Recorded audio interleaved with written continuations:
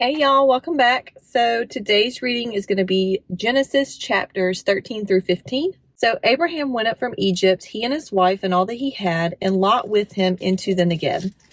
Now Abram was very rich in livestock, in silver and in gold, and he journeyed on from the Negev as far as Bethel, to the place where his tent had been at the beginning, between Bethel and Ai, to the place where he had made an altar at the first.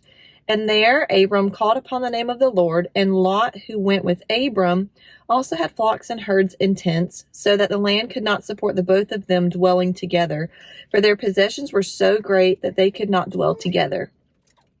And there was strife between the herdsmen of Abram's livestock and the herdsmen of Lot's livestock, and at that time the Canaanites and the Perizzites were dwelling in the land. Then Abraham said to Lot, "Let there be no strife between you and me, and between your herdsmen and my herdsmen, for we are kinsmen. Is not the whole land before you? Separate yourself from me. If you take the left hand, then I will go to the right, or if you take the right hand, then I will go to the left."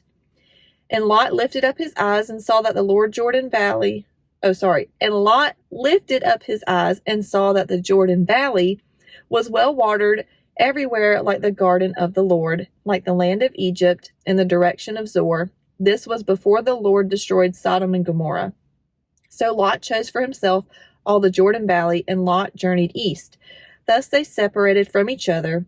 Abram settled in the land of Canaan, while Lot settled among the cities of the valley and moved his tent as far as Sodom. Now the men of Sodom were wicked, great sinners against the Lord. The Lord said to Abram, after Lot had separated from him, "Lift up your eyes and look from the place where you are, northward and southward and eastward and westward. For all the land that you see I will give to you and to your offspring forever. I will make your offspring as the dust of the earth, so that if one can count the dust of the earth, your offspring also can be counted. Arise, walk through the length and the breadth of the land, for I will give it to you." So Abram moved his tent and came and settled by the oaks of Mamre, which are at Hebron, and there he built an altar to the Lord. Chapter 14. In the days of Amraphel, king of Shinar, Arioch, king of Elasar, oh goodness, this word, Chedorlaomer, king of Elam, and Tidal, king of Goim, these kings made war with Bera, king of Sodom, Bersha, king of Gomorrah, Shinab, king of Admah, Shemeber, king of Zeboim, and the king of Bela, that is Zor, and all these joined forces in the valley of Siddim, that is the Salt Sea. 12 years they had served Chedorlaomer, which in the 13th year they rebelled. I'm going to butcher a lot in this chapter. Verse 5, in the 14th year, Chedorlaomer and the kings who were with him came and defeated the Rephaim and Astaroth, the name, the Zuzim and Ham, the Emim and Shaveh, Kiriathaim, and the Horites in their hill country of Seir, as far as El Paran and the border of the wilderness. Then they turned back and came to En Mishpat, that is Kadesh, and defeated all the country of the Amalekites and also the Amorites who were dwelling in Hazazon Tamar. Verse 8, then the king of Sodom and the king of Gomorrah and the king of Admah, the king of Zeboim and the king of Bela, that is Zor, went out. I lost my spot because I looked down. Hold on.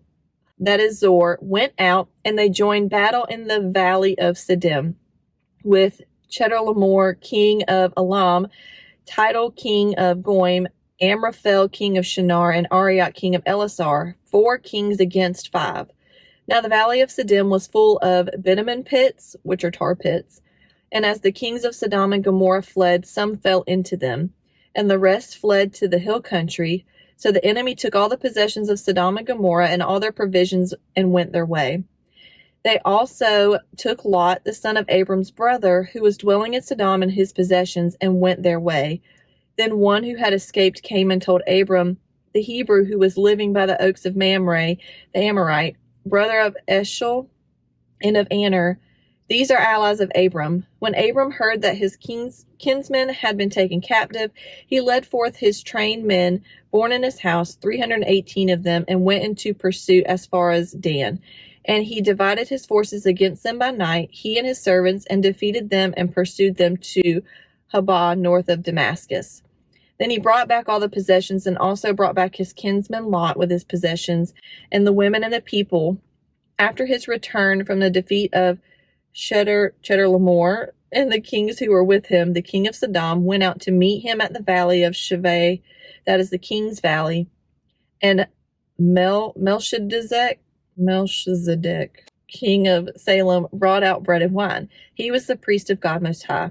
And he blessed him and said, Blessed be Abram by God Most High, possessor of heaven and earth, and blessed be God Most High, who has delivered your enemies into your hand. And Abram gave him a tenth of everything. And the king of Sodom said to Abram, Give me the persons, but take the goods for yourself. But Abram said to the king of Sodom, I have lifted my hand to the Lord, God Most High, possessor of heaven and earth, that I would not take a thread or a sandal strap or anything that is yours, lest you should say, I have made Abram rich. I will take nothing but what the young men have eaten, and share of the men who went with me. Let Aner, Eshol, and Mamre take their share. Outfit change.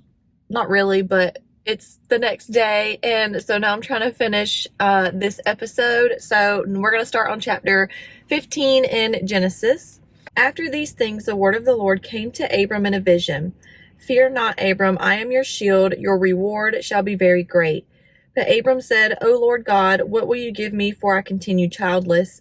And the heir of my house is Eliezer of Damascus. And Abram said, Behold, you have given me no offspring. A member of my household will be my heir. And behold, the word of the Lord came to him, This man shall not be your heir, your very own son shall be your heir. And he brought him outside and said, Look toward heaven and number the stars, if you are able to number them. Then he said to him, So shall your offspring be. And he believed the Lord, and he counted it to him as righteousness. And he said to him, I am the Lord who brought you out from Ur of the Chaldeans to give you this land to possess. But he said, O Lord God, how am I to know what I shall possess it? Shall know that I possess it. He said to him, Bring me a heifer 3 years old, a female goat 3 years old, a ram 3 years old, a turtle dove, and a young pigeon. And he brought him all these, cut them in half, and laid each half over against the other. But he did not cut the birds in half. And when birds of prey came down on the carcass, Abram drove them away. As the sun was going down, a deep sleep fell on Abram, and behold, dreadful and great darkness fell upon him. Then the Lord said to Abram, Know for certain that your offspring will be sojourners in a land that is not theirs, and will be servants there, and they will be afflicted for 400 years. But I will bring judgment on the nation that they serve, and afterward they shall come out with great possessions. As for you, you shall go to your fathers in peace. You shall be buried in a good old age, and they shall come back here in the 4th generation, for the iniquity of the Amorites is not yet complete. When the sun had gone down and it was dark, behold, a smoking fire pot and a flaming torch passed between these pieces. On that day the Lord made a covenant with Abram, saying, To your offspring I give this land, from the river of Egypt to the great river, to the river Euphrates, the land of Kenites, the Kenizzites, the Cadmonites, the Hittites, the Perizzites, the Rephaim, the Amorites, the Canaanites, the Girgashites, and the Jebusites. So next episode is going to be chapters 16, 17, and 18.